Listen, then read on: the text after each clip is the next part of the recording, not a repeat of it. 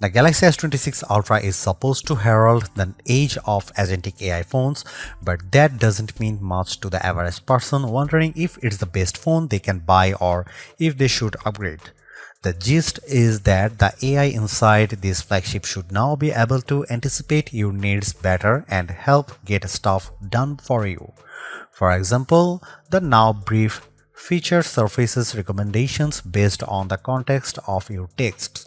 So, if someone asks you what time you want to go to the lunch, a little calendar button shortcut will show up, and soon, with automated app actions, you will be able to use your voice to do things like book an Uber or create a DoorDash order in the background via Gemini.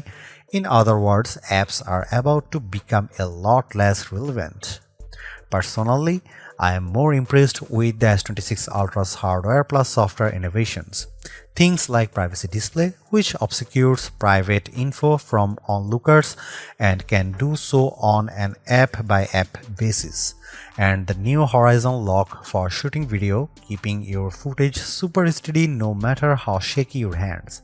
The Galaxy S26 Ultra is also lighter and thinner than its predecessor, and its camera system is noticeably improved in low light conditions. However, there are some things I don't like about the S26 Ultra, including its oversized camera bump and that its screen is dimmer than the previous S25 Ultra.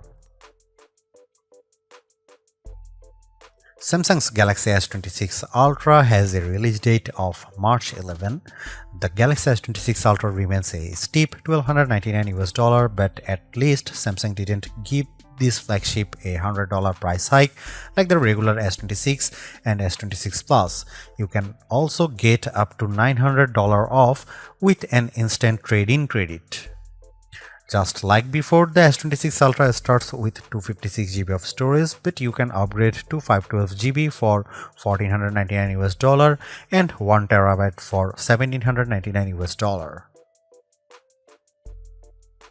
You notice the biggest difference between the Galaxy S26 Ultra and iPhone 17 Pro Max as soon as you pick these phones up. The S26 Ultra weighs just 7.55 ounces compared to 8.22 ounces for Apple's big screen flagship. The S26 Ultra is also thinner and lighter than the S25 Ultra, but also a smidge taller and wider. Samsung was able to achieve this weight loss partially because it ditched the titanium frame for aluminum, and I don't think it's a huge loss. The S26 Ultra also has more rounded corners versus the S25 Ultra, which helps make the phone look more unified with the rest of Samsung's new lineup, but it also makes it look more like an iPhone at a glance. I'd actually rather my $1,300 phone visually stand out compared to Samsung's other phones, but then again, I am a phone snob. My bigger issue is with the S26 Ultra's huge camera bump. The translucent pill-shaped glass plateau looks sleek compared to the floating lenses on the S25 Ultra, but the thickness of the bump itself causes the newer phone to wobble a lot more when placed flat on a table. And while the camera plateau on the iPhone 17 Pro Max is even bigger, it stretches across the back of the phone and therefore doesn't result in wobble. The other bummer about the S26 Ultra is that it lacks QI2 magnets for MagSafe-like charging. You will need to use a case once more to get the functionality. Samsung purposely left off these magnets in order to create a thinner and lighter design while also making the vapor chamber for cooling bigger. Samsung says that 98% of its customers get a case anyway, and that's probably a good idea. The back of my Cobalt Violet model picked up a noticeable scratch on the back in just a few days.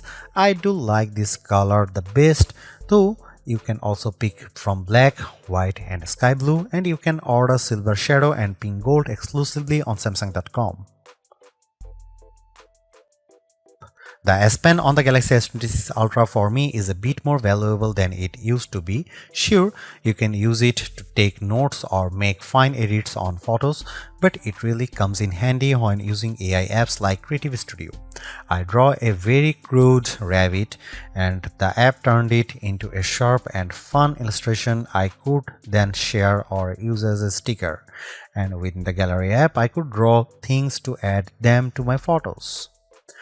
While the S Pen looks similar to the one on the S25 Ultra, it's a bit slimmer and back is now curved to match the look of the S26 Ultra's more curved chassis.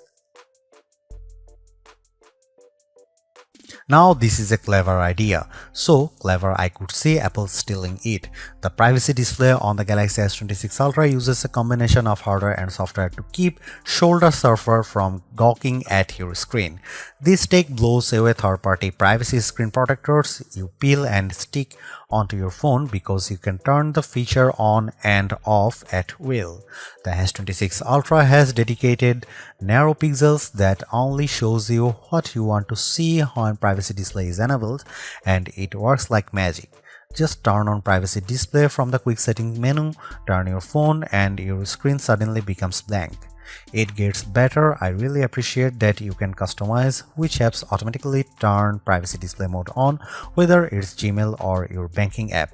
The Galaxy S26 Ultra can even obscure just particular parts of the display, such as notification pop-ups as they come in.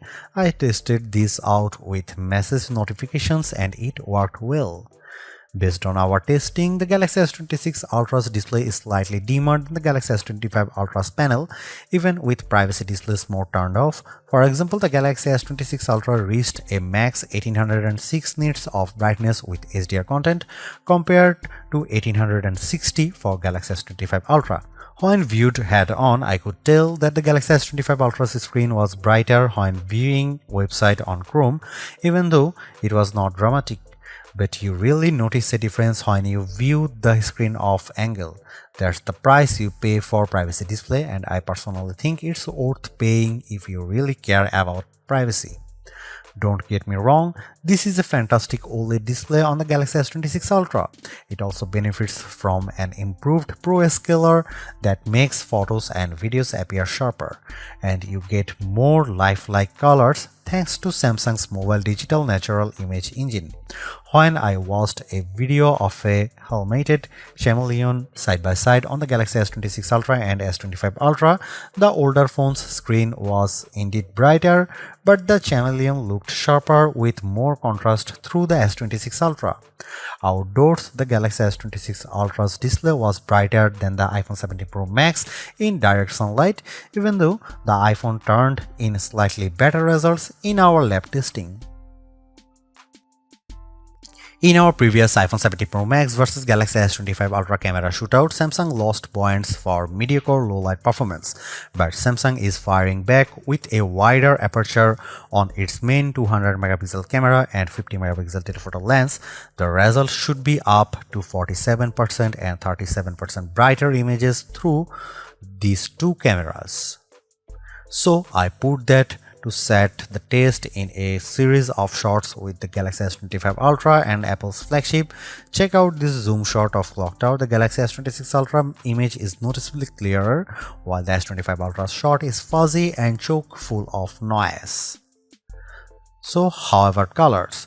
In this shot of tinted daisies, I prefer the brighter image from the iPhone 17 Pro Max, but the Galaxy S26 Ultra delivers a bit more detail in the petals and more contrast, so it comes down to personal preference. The S26 Ultra fared better indoors too. In this nearly dark room, it shot a brighter image of these decorative flowers and vase. You can make out more detail in the petals and the lamp in the background. The iPhone 17 Pro Max captures an even brighter shot too. Here are some camera samples of the Galaxy S26 Ultra.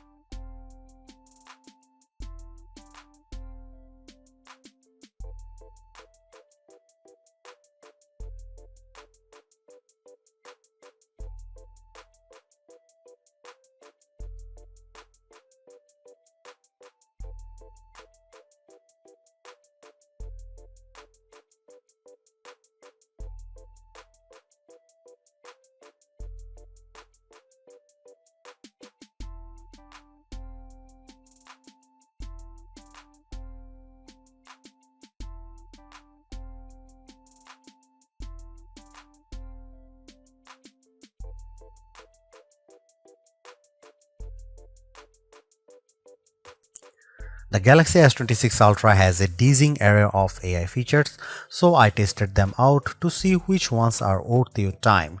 There is a handful that stand out. The new Now Nudge feature can surface suggestions on the fly based on the context of your texting conversations.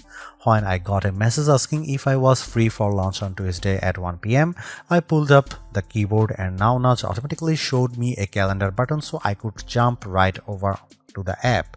It also displayed right in the messaging app what was on my calendar at 11:30 through not 1 p.m. Similarly, when I received a message that asked about the photos I took of flowers yesterday, a share photos button appeared. When I clicked that, I saw only pics of flowers from the day before. However, this feature didn't always work as promised. With more general queries, I received dead-end results. The more ambitious agentic AI feature is coming at launch for the Galaxy S26 Ultra, which is called Automated App Actions. The idea is that you will be able to book an Uber, build a grocery cart in Instacart, or order meals in DoorDash via Gemini using just your voice. The S26 Ultra will do the work in background and see your progress, but you will still need to confirm any purchases. I am both excited by this feature and a bit skeptical, but I suppose that's why it will be in the live testing phase at first. Samsung and Google will want to gather feedback from users. Another nifty AI feature on the Galaxy S26 Ultra is an improved circle to search. It's now smart enough so that when you circle someone with a look you like, it will search everything that they are wearing at once, so you can look up all the pieces from the shirt and pants to the sneakers. On the photo front, there's a new photo assist feature in the Samsung Gallery app that lets you use natural language to improve or transform your images. For example, you can put a chewed up cupcake baked together with a prompt of change the time or day or session. I tweaked an image by saying make it daytime and put the sun and clouds in the sky, and the result was pretty convincing. You can even combine images by adding other photos from your gallery into a picture, and you can describe how you want them combined. I had fun putting my puppy in various shots, for example. Believe it or not, Bixby is also still a thing, and it's now supercharged with Perplexity. Bixby comes in handy for quickly tweaking device settings or learning how to do things on your S26 Ultra, but Perplexity integration now adds an extra layer of intelligence. Beyond just summarizing web pages, you can get quick answers to questions. In my case, I asked about the 5 biggest upgrades between the S26 Ultra and S25 Ultra, and the answer was solid. My main complaint with all of these AI features is that it can be hard to know what is available where. Google Photos has different AI functions than the Samsung Gallery app, for example, and a long press of the power button brings up Gemini by default, but you can say "Hey Bixby" to bring up that assistant. I am all for choice, but it can get confusing for me, and I am a nerd.